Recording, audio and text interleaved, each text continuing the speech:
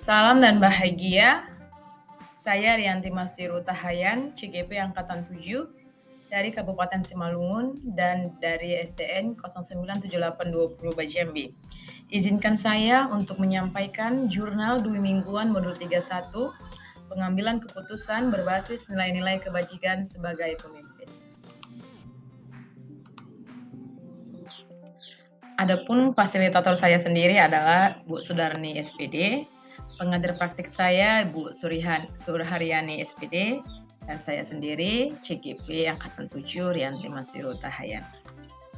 Kegiatan pendidikan calon guru penggerak pada modul 23 telah selesai. Pada minggu ini, CGP mulai dengan materi baru pada modul 31, pengambilan keputusan berbasis nilai-nilai kebajikan sebagai pemimpin. Sistem pembelajaran masih sama, yaitu menggunakan LMS dengan alur belajar merdeka.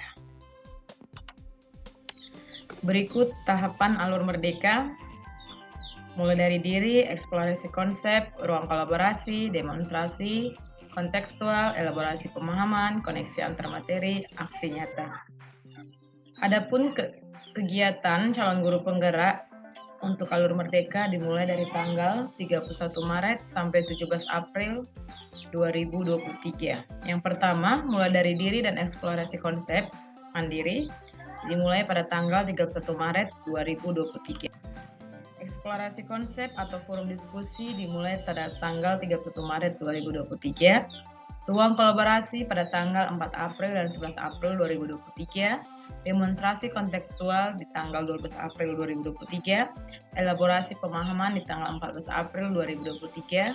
Koneksi antar materi di tanggal 16 April 2023 dan aksi nyata di tanggal 17 April, batas akhir 17 April 2023. Adapun model refleksi Dwi Mingguan yang saya gunakan adalah model refleksi yang dikembangkan oleh Dr. Roger Gridway pada model 4F yang menyampaikan tentang pertama, peristiwa atau fact, yang kedua, perasaan atau feeling, yang ketiga, pembelajaran atau findings, yang keempat, penerapan atau future. Mode yang pertama adalah peristiwa atau fact.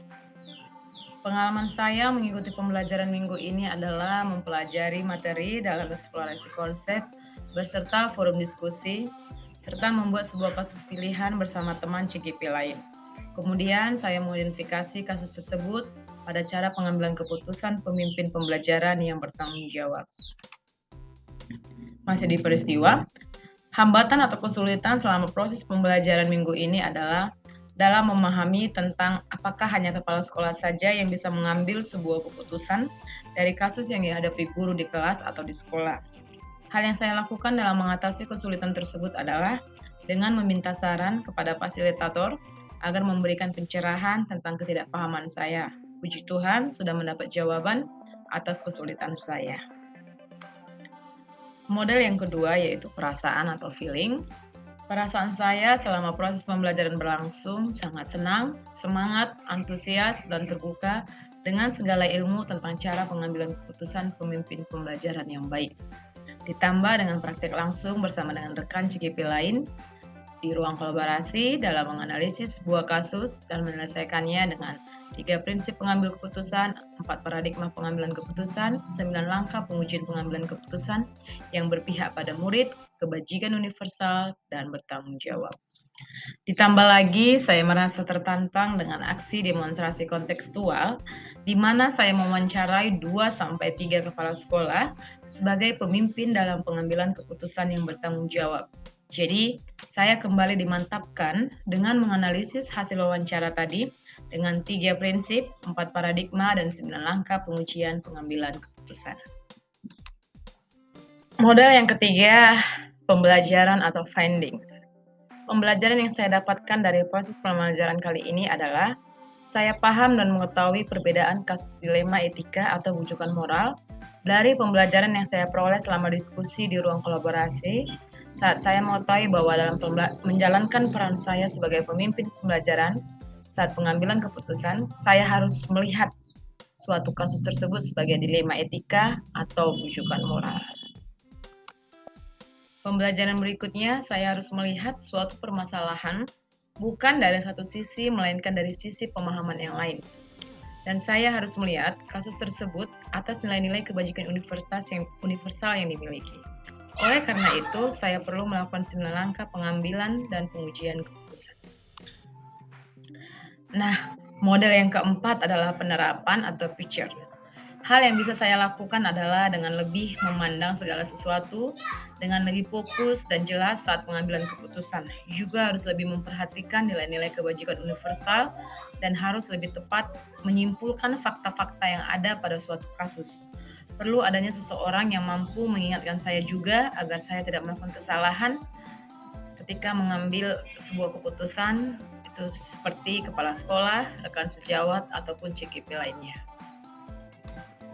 Lanjut, aksi nyata atau tindakan yang akan saya lakukan setelah dari peristiwa atau kasus yang saya alami adalah saya akan membuat keputusan sesuai dengan 9 langkah pengambilan keputusan, lebih memahami prinsip, jadi saya harus bisa mengaitkan juga dengan pengambilan pembelajaran sebelumnya, seperti telah terampil melakukan coaching, melakukan segala sesuatu dengan kesadaran penuh.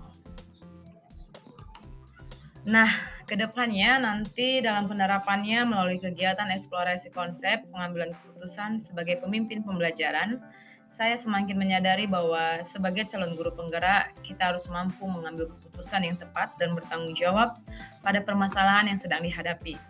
Itu kasus dilema atau kasus bujukan moral. Setelah mempelajari modul 31 ini, saya akan menerapkan semua materi yang telah saya pelajari, mulai dari 4 paradigma pengambilan keputusan, 3 prinsip pengambilan keputusan, dan 9 langkah pengambilan dalam pengujian keputusan kepada rekan sejawat di sekolah. Berikut dokumentasi kami, mulai dari ruang kolaborasi, elaborasi, dan juga ruang diskusi dengan rekan CKP lainnya. Demikian untuk modul 31. Demikianlah jurnal Dwi mingguan yang saya buat pada modul 31, pengambilan keputusan berbasis nilai-nilai kebajikan sebagai pemimpin. Atas perhatiannya, terima kasih, salam dan bahagia.